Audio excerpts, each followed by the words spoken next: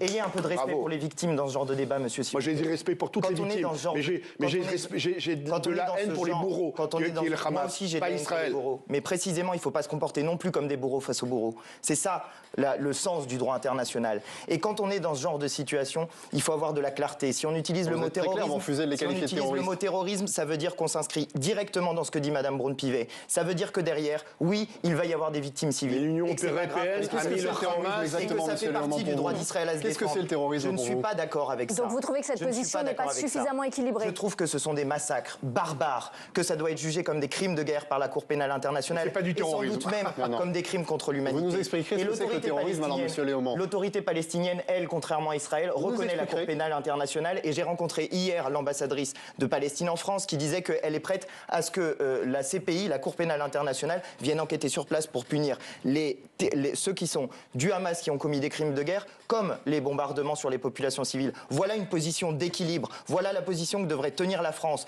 Pas des caricatures où des victimes du côté israélien vaudraient plus que des victimes du côté palestinien. Tout ça n'a pas de sens. Un mort est un mort et c'est un drame dans les deux cas.